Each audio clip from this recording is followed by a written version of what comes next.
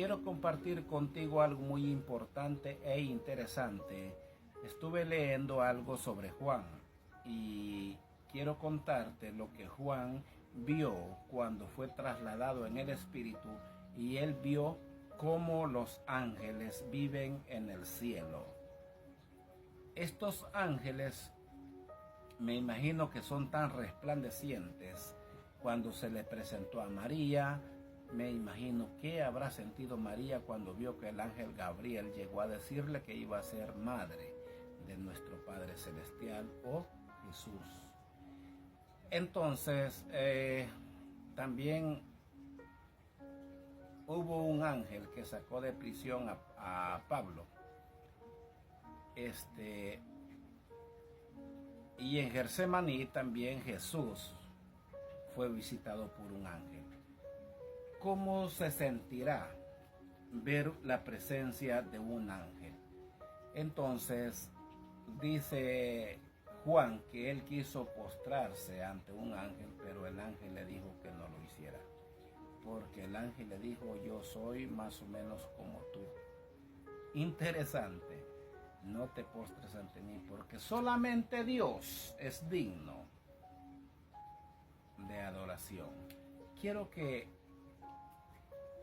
visites conmigo o compartas conmigo o mira este video hasta el final.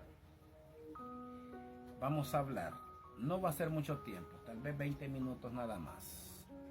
Voy a dejar este estudio que tengo preparado, lo voy a dejar ni siquiera la mitad, solamente 20 minutos. Pero quiero que en esos 20 minutos tú te des cuenta cómo trabajan los ángeles en los cielos. Porque Dios es tan maravilloso que nosotros ni siquiera podemos entender los misterios de Él. Entonces dice que Juan se quiso postrar ante un ángel y el ángel le dijo que no lo hiciera. Después de esto vamos a meditar un poquito, porque vamos a hablar de las bendiciones y maravillas de Dios. Quédate conmigo hasta el final, que van a ser nada más 30 minutos. 30 minutos no son nada para todo el tiempo que Dios te ha dado a ti. Vamos a ver qué Dios nos habla, qué nos cuenta Juan, qué vio cuando se le presentó el ángel y quiso postrarse ante él. Cuando el apóstol Juan fue arrebatado en visión, el cielo se abrió delante de él y un escenario indescriptible se reveló. En aquel instante sombrío y solemne, él no solo contempló el trono de Dios, sino que también vio a los ángeles en el cielo desempeñando sus funciones eternas. Es en este punto que comprendemos el misterio de lo que hacen los ángeles delante del Creador, pues allí se les corre el corazón de la adoración celestial, un espectáculo que une la majestad divina a la respuesta de la creación. La palabra clave que atraviesa estas líneas es clara: los ángeles en el cielo no existen para sí, sino para reflejar la gloria de Dios vivo, conduciendo la alabanza en una armonía que nunca cesa. El libro del Apocalipsis nos dice algo de esta visión. Juan dice que hay truenos, relámpagos y voces que salían del trono, y delante de él estaban los 4 seres vivientes, repletos de ojos por dentro y por fuera, guardando en sí el misterio de la vigilancia divina. Alrededor estaban los 24 ancianos, vestidos de blanco y con coronas de oro, postrándose delante del Cordero que es digno. Esta escena no es solo simbólica, es una revelación de aquello que sostiene el universo, la adoración eterna. El texto sagrado afirma en Apocalipsis capítulo 4, versículo 11: digno eres, Señor nuestro y Dios nuestro, de recibir la gloria, la honra y el poder, porque tú creaste todas las cosas y por tu voluntad existen y fueron creadas. La visión de Juan presenta un momento decisivo, cuando el Cordero recibe el libro sellado. Esta imagen está cargada de profundidad, porque los ángeles inmediatamente se mueven, respondiendo con alabanza y adoración.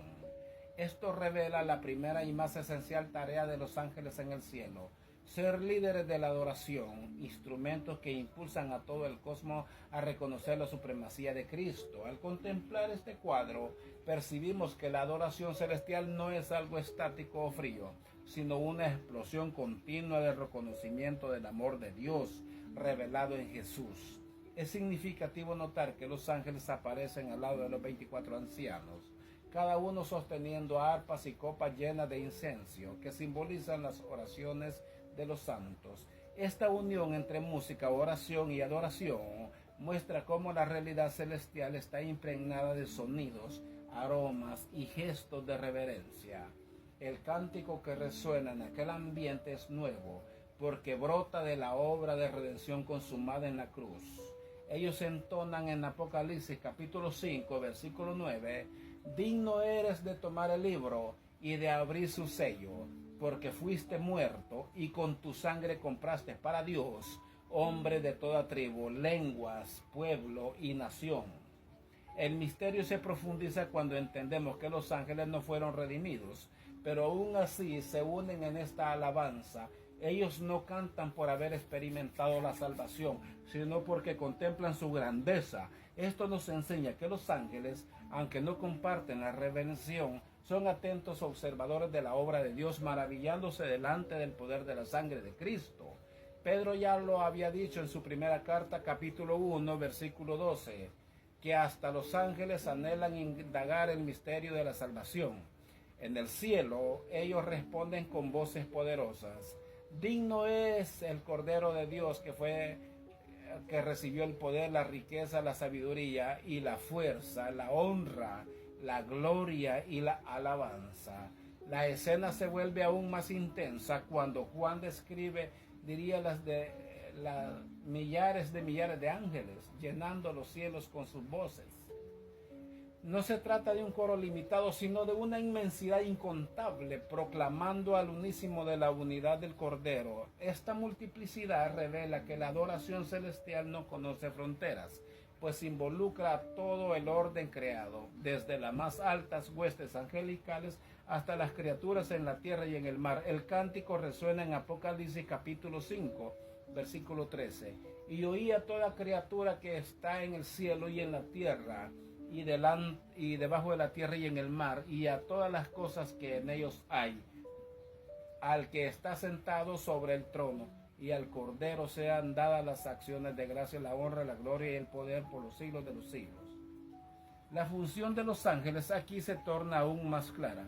Son como directores de un coro cósmico, donde cada ser es llevado a reconocer la majestad divina. Esta función de liderazgo espiritual es tan esencial que en Apocalipsis capítulo 4, versículo 9, vemos que cuando los seres vivientes dan gloria, honra y acción de gracias al que está en el trono, inmediatamente los ancianos se postran, arrojando sus coronas delante de Dios. El movimiento de adoración es iniciado y conducido por los ángeles, como olas que se expanden hasta envolver todos los cielos. Pero hay un detalle que no puede ser ignorado. Los ángeles nunca desvían la atención hacia sí mismos. Cuando Juan, tomado por la visión, intenta postrarse delante de uno de ellos, es advertido a que no lo haga, pues solo Dios es digno de adoración, le dice el ángel. Esta corrección aparece en Apocalipsis capítulo 19, versículo 10. Entonces me postré a sus pies para adorarle, pero él me dijo: mira, no lo hagas, soy consiervo tuyo y de tus hermanos que tienen el testimonio de Jesús. Adora a Dios. Esto nos muestra que la función angelical siempre señala el trono, nunca su propia gloria. Los ángeles son descritos como ministros de fuego, atentos a la voluntad divina, pero la esencia de su misión es conducir a la creación a reconocer la santidad del Creador. Representa el orden, la armonía y la obediencia en un universo marcado por la rebelión del pecado. Su presencia delante del trono es un recordatorio de que el propósito de la existencia no es otro, sino glorificar a aquel que reina para siempre. Cada vez que se levantan voces angelicales, toda la corte celestial es atraída hacia la luz de aquel que está en el centro. Así, La abertura de esta revelación nos muestra que comprender lo que hacen los ángeles en el cielo es comprender el corazón de la adoración eterna. Ellos están posicionados como guardianes de la gloria de Dios, sosteniendo en su propia existencia el reflejo de la majestad divina. Su misión no termina, porque la alabanza nunca cesa. Es justamente esa alabanza la que comienza a ganar nuevas dimensiones cuando el cántico de la redención se eleva, trayendo consigo el sonido de las arpas y la voz de los que fueron rescatados por la cruz. El cántico de la redención. Justo después de que el Cordero recibe el libro sellado, una nueva dimensión de adoración estalla en el cielo. No es un cántico común. Una nueva dimensión de adoración estalla en el cielo. No es un cántico común. No es una repetición de la alabanza ya conocida, sino un cántico inédito, nacido de la sangre derramada en la cruz. El cántico de la redención se eleva como respuesta a la victoria definitivamente de Cristo, y delante de esa canción, los ángeles en el cielo revelan una vez más su papel central: conducir a la creación a contemplar el triunfo del Cordero. Las arpas comienzan a sonar y su música llena el ambiente de sonido que no pueden compararse con nada terrenal. Juan describe esta escena como algo que une la música celestial a la hora de la oración en los santos. Las copas llenas de incienso cargadas por los ancianos. El misterio se intensifica. La música y la oración, elementos distintos, se convierten en un solo acto de adoración. El cielo no es solo silencio y contemplación, sino un coro vivo en el que sonidos, aromas y gestos se funden en la reverencia al Redentor. El cántico no es vago, no es una melodía sin contenido, proclama claramente la obra realizada del Cordero. El texto en Apocalipsis capítulo 5 versículo 9 revela: y cantaban un cántico nuevo diciendo: digno eres de tomar el libro y abrir su sello, porque fuiste inmolado y con tu sangre compraste para Dios hombre de toda tribu, lengua, pueblo y nación. El contenido de esta música es la redención. No se trata solo de alabanza por la creación, sino por la obra consumada que transformó el destino de la humanidad. Este detalle es crucial. El primer cántico del cielo exaltaba a Dios como creador, pero ahora el énfasis está en Cristo como redentor. El universo se inclina delante de la gloria de la creación, pero se postra aún más profundamente delante del poder de la redención. Los ángeles, que nunca experimentaron la caída ni la salvación, se unen a esta alabanza no como participantes, sino como testigos maravillados. Ellos observan el drama de la humanidad siendo resueltos en sacrificio del Cordero y responden con voces que resuenan en millares y millares. Esta distinción es profunda. Los redimidos cantan porque fueron rescatados. Los ángeles cantan porque contemplan la grandeza de la redención. Esto revela que la honra de Cristo tiene impacto no solo en la tierra, sino también en el cielo. Todo el orden angelical ve en la sangre del Cordero una revelación de la sabiduría y del amor divino que sobrepasa cualquier comprensión. Es lo que Pablo describe en Efesios capítulo 3, versículo 10, cuando afirma que por medio de la iglesia la multiforme sabiduría de Dios se da a conocer a los principados y potestades en los lugares celestiales. El cántico de la redención tiene aún otra característica: es universal. No habla de un pueblo aislado, sino de hombres y mujeres de todas las tribus, lenguas, pueblos y naciones. La música celestial celebra el alcance ilimitado de la cruz, revelando que no existe barrera que resista el poder de la sangre de Cristo. Este aspecto también explica por qué la canción es nueva. Nunca antes en la historia hubo algo similar a esto. El cántico nace de la realidad de que Cristo formó un reino de sacerdotes para Dios. El escenario descrito por Juan es de tal magnitud que necesita recurrir a imágenes de multitudes incontables. Hoy emiría las millares de millares, proclamando en alta voz: digno es el Cordero que fue inmolado de recibir el poder, la riqueza y la sabiduría, la fuerza y la honra, la gloria y la alabanza. Este versículo, hallado en Apocalipsis capítulo 5, versículo 12, nos muestra que la adoración celestial no es discreta, sino estrondosa, grandiosa, como un océano de voces que se inundan en una adoración de alabanza. La música celestial aquí está acompañada de proclamadores angelicales que declaran cada atributo del Cordero: el poder, las riquezas y la sabiduría, la fuerza y la honra, la gloria y la alabanza. Son 7 expresiones que apuntan a la plenitud de Cristo. Nada le falta, nada se le escapa. Esta repetición en 7 términos no es casual, pues el número 7 lleva en el contexto bíblico la idea de perfección y plenitud. El cántico, por lo tanto, no solo exalta, sino proclama la totalidad de la obra y del ser del Redentor. Es importante entender que este cántico revela algo profundo. Mientras los ángeles proclaman, reconocen que no fueron incluidos en esa redención. Ellos alaban no por experiencia, sino por contemplación. El autor de Hebreos capítulo 2 versículo 16 ya había afirmado que Cristo no asumió la naturaleza de los ángeles, sino la descendencia de Abraham. Esto significa que los ángeles observan la obra del Calvario como espectadores privilegiados, maravillados delante de lo que Dios hizo ante los humanos. Eso nos lleva a reflexionar de nuestra propia respuesta. Si seres que no fueran redimidos se unen a la alabanza por lo que Cristo hizo a nuestro favor, ¿cuánto más nosotros como humanos tenemos que adorar a Dios? El cántico de la redención es una invitación para que la iglesia participe activamente de lo que ya acontece en los cielos. Es un llamado para que cada respiración, cada palabra y cada gesto en la tierra se convierta en extensión del coro celestial que nunca cesa delante del trono. La descripción de Juan avanza aún más.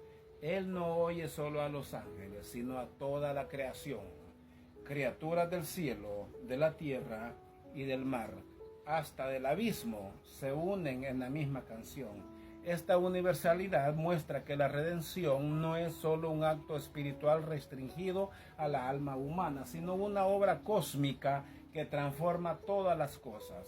Pablo dice en Romanos capítulo 8, versículo 21, que la misma creación será libertada de la esclavitud de la corrupción para la libertad de la gloria de los hijos de Dios.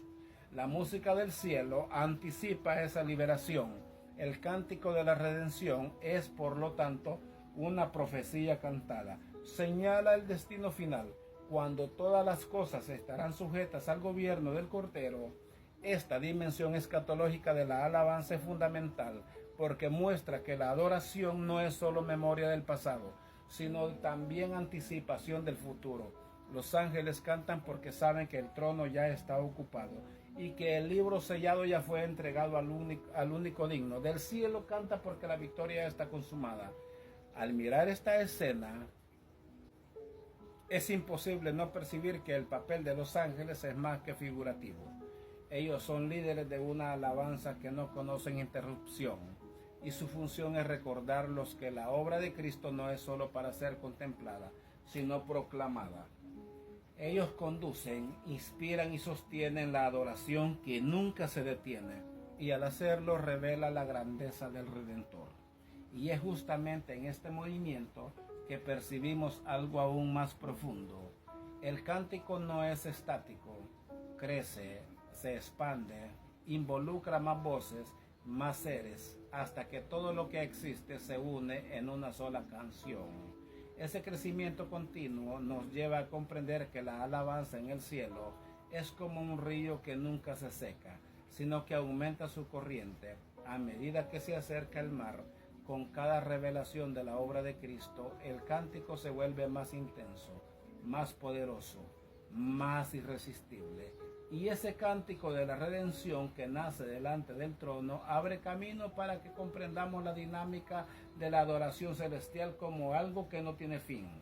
Porque si existe un cántico, existe también un ciclo, un movimiento continuo en el que ángeles y ancianos se inspiran mutuamente a alabar con más intensidad en una adoración que crece sin cesar. El ciclo de la adoración infinita. La escena descrita por Juan no se limita a algo de alabanza, revela un movimiento continuo como olas que nunca cesan.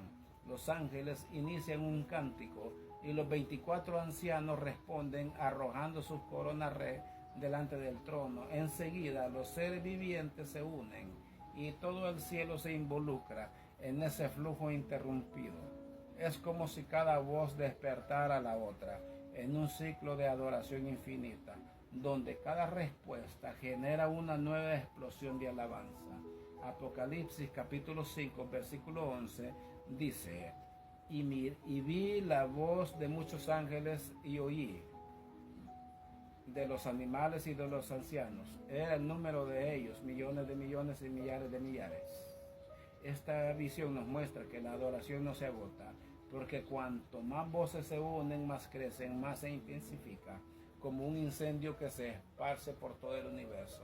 Ese ciclo es diferente de cualquier celebración humana.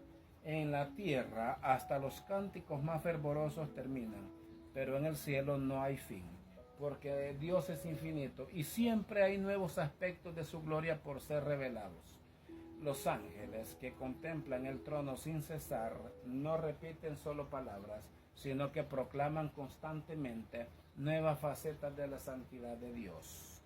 Apocalipsis capítulo 7, versículos 11 y 12 dice: y todos los ángeles estaban en pie alrededor del trono y de los ancianos y de los 4 animales, y se postraron delante del trono en su rostro y adoraron a Dios diciendo amén. La bendición y la gloria y la sabiduría y la acción de gracia y la honra y el poder y la fortaleza sean a nuestro Dios por los siglos de los siglos. Amén.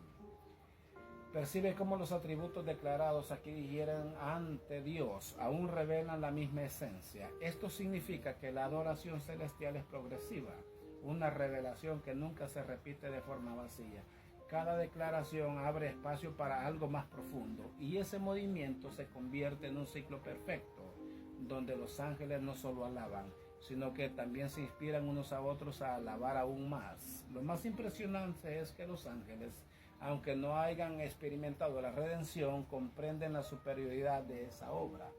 Ellos contemplan la salvación concedida a los hombres y en respuesta atribuyen gloria a Dios. Ese detalle nos enseña que la alabanza verdadera no depende solo de la experiencia personal, sino del reconocimiento de lo que Dios hace en la vida de otros. El cielo es movido por esas percepciones de la obra divina, y eso se convierte en combustible para una adoración que nunca se apaga. Ese ciclo infinito de adoración también sirve como un contraste espiritual. Mientras en la tierra los hombres se cansan, se dispersan y muchas veces se olvidan del propósito de glorificar a Dios. En el cielo no existe fatigas ni distracción. Los ángeles permanecen inconstantemente delante del trono y su fuerza es renovada por la gloria que contempla. Esto confirma lo que Isaías capítulo 40 versículo 31 dice: pero los que esperan Jehová renovarán sus fuerzas, levantarán alas como las águilas, correrán y no se cansarán, caminarán y no se fatigarán. Hay también un misterio oculto en ese ciclo. La adoración celestial no es solo vertical, dirigida al trono, sino también horizontal, pues involucra a los seres sin comunión unos con otros. Los ángeles proclaman, los ancianos responden y las criaturas vivientes confirman. Esa interacción revela que la alabanza no es solo un acto individual, sino un movimiento colectivo donde cada voz fortalece a la otra. En el cielo, la adoración es tanto al Creador como una expresión de unidad perfecta entre las criaturas. Cuando entendemos esa dinámica, percibimos por qué Juan insiste en mostrar la multiplicidad de voces y seres unidos en una sola declaración. Él nos enseña que todo el cielo es movido por un ritmo continuo, donde cada respuesta genera nueva intensidad, y esa intensidad nunca cesa. Lo que para nosotros parece repetición, para ellos es siempre nuevo, porque la gloria de Dios jamás se agota. Esa revelación nos lleva a imaginar cómo se manifiesta la próxima etapa de ese cántico. Si ya existe un ciclo perfecto entre ángeles, ancianos y seres vivientes, ¿qué decir de los ejércitos celestiales descritos en las antiguas escrituras? Porque no solo en el Apocalipsis, sino también en los Salmos y los profetas dicen eso. Ellos dicen que los ángeles se presentan como huestes, como guerreros de información, levantando su voz delante del Señor. Y es justamente en ese punto que la visión de Juan comienza a conectarse con las antiguas palabras de David y con las imágenes proféticas de Isaías, donde los ángeles no aparecen solo como cantores, sino como ejércitos celestiales que unen fuerza y alabanza y en perfecta adoración y armonía delante del trono eterno. Ejércitos celestiales y alabanzas en el Antiguo Testamento. Mucho antes de que Juan contemplara la visión del Apocalipsis, los antiguos salmos ya lo habían descrito antes, que los ángeles en el cielo forman un ejército en constante adoración. El salmista David lo dice, pero no solo a Israel, él lo dice a todo el cosmos, incluyendo a los ángeles, a levantar su voz en alabanzas. En el Salmo 148, versículos 1 y 2, declara: alabar al Señor, alabar a Dios desde los cielos, alabar en las alturas, alabad a Jehová todos sus ángeles, alabad a Jehová todos sus ejércitos. Este pasaje revela una verdad profunda. Los ángeles no están dispersos en funciones aisladas, sino organizadas como ejércitos, como huestes en formación delante del Creador. La alabanza que ofrecen no es caótica, sino ordenada, disciplinada, como una tropa celestial que cumple su papel sin fallas.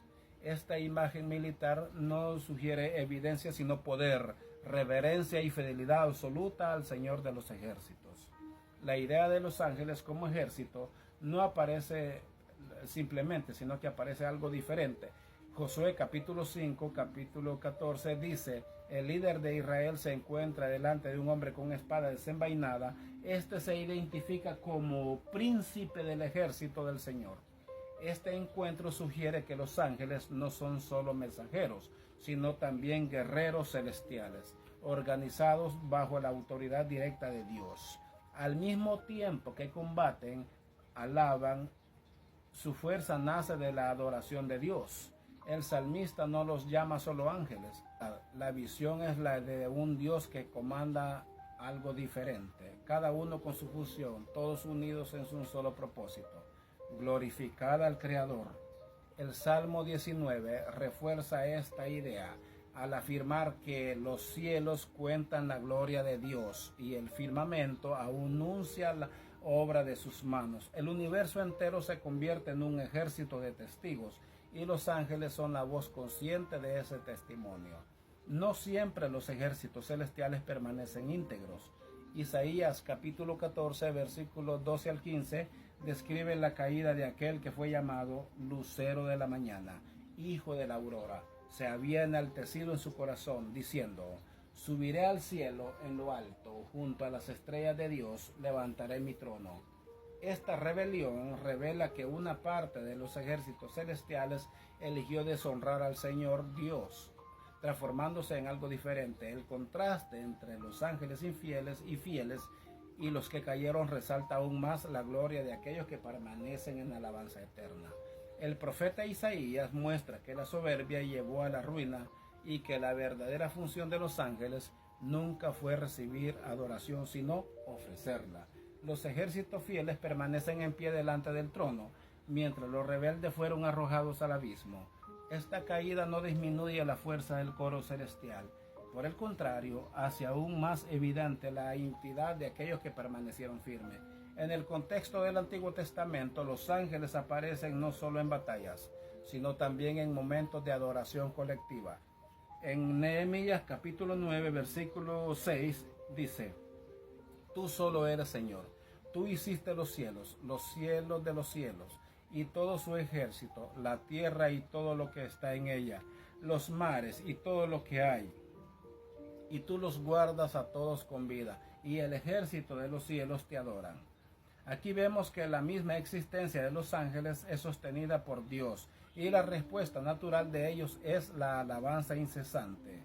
Esta visión nos ayuda a comprender que los ejércitos celestiales no son solo fuerza militar, sino también fuerza espiritual de adoración. Ellos cantan, proclaman y se postran delante del trono porque reconocen la soberanía absoluta del Creador. No solo obedecen, sino que se deleitan en obedecer. transformando su obediencia en música, su disciplina en adoración, su fidelidad en testimonio. Y es interesante notar esto. El Antiguo Testamento lo dice como el Señor de los ejércitos. Este título no se refiere a ejércitos humanos, sino principalmente a las huestes angelicales.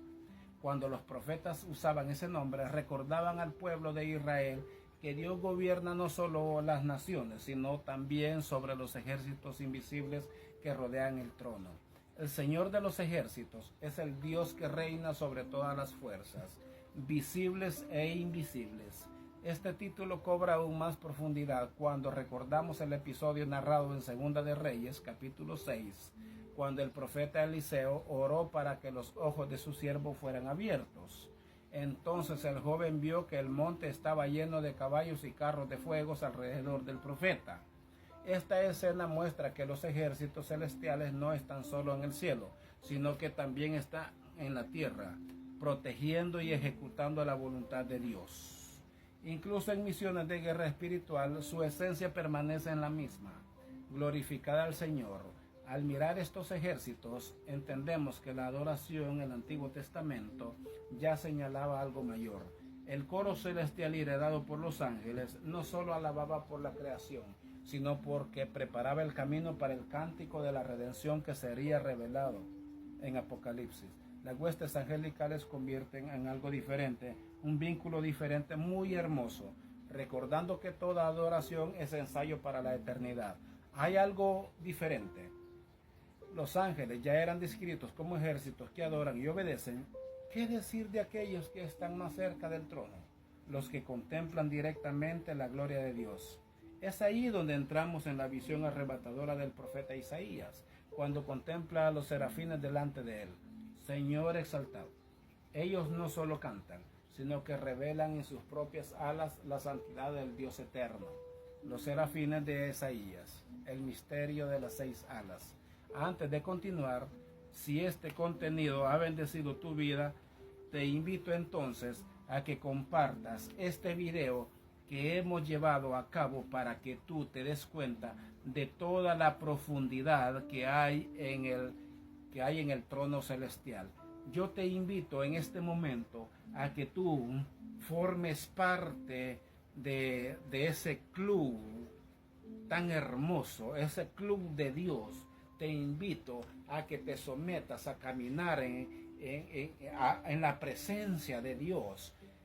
Te invito a que tú entres y te goces y te glorifiques en el camino de Dios. Imagínate por un momento que llegara a suceder algo tan hermoso como lo que le sucedió a Juan. Imagínate que un ángel, imagínate que el Espíritu Santo te transporte a otro lugar, te lleve hasta el trono celestial y te haga ver toda la gloria que Juan vio. Tal vez tú vas a decir, no, porque yo no lo merezco, porque Juan era un seguidor de Cristo. Por lo mismo, tal vez tú no eres seguidor de Cristo, pero hoy que tú le has dicho a Dios, Señor, quiero estar en tu camino, Señor, quiero estar contigo, llévame por el buen camino. Entonces,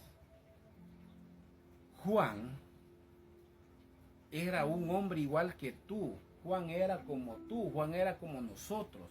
Por lo tanto, también nosotros podemos y tenemos el derecho de ser transformados y de ser trasladados hasta el trono celestial a través del Espíritu Santo. Pero para que eso suceda, tú tienes que ser seguidor de Cristo y no como muchos de nosotros que nos congregamos en una iglesia, predicamos, leemos la Biblia, tenemos versículos en nuestra mente, pero somos burlistos, somos egoístas, somos envidiosos, somos mujeriegos, somos borrachos. Muchos de los cristianos los cuidamos de ser borrachos, los cuidamos de no fumar, de no tomar, de no mujeriar, pero no los cuidamos de otras cosas como el egoísmo, como la envidia, como el criticar a otro. Y muchos de nosotros somos predicadores porque queremos que los aplaudan, queremos que nos reciban bien. Muchos de nosotros somos predicadores, pero queremos que nos atiendan bien. Y no estamos quedando bien con Dios, porque con Dios no quedamos bien. No importa que seas católico, no importa que seas evangélico pentecostal, donde quiera que sea, donde quiera que te congregues, lo importante es que conozcas a Dios, lo importante es que tengas a Dios en tu corazón. Ten un encuentro personal con Cristo, enciérrate en tu cuarto, invoca al Espíritu Santo que te revele la palabra, que te dé la unción, que te dé la liberación, más que todo, que te dé la revelación de la palabra, para que no seas engañado, que nadie te engañe. Lee la Biblia, lee libros, que nadie te engañe. Iglesias hay muchas, y no porque estás en una iglesia eres salvo o vas a tener la salvación. La salvación la vas a tener porque recibes a Cristo en tu corazón, por mucho que vayas a una iglesia. Es muy duro de entenderlo, pero es verdad, porque muchos queremos predicar, que los aplaudan, que nos digan: hermano, qué mensaje tan poderoso, lo felicito. Eso queremos escuchar.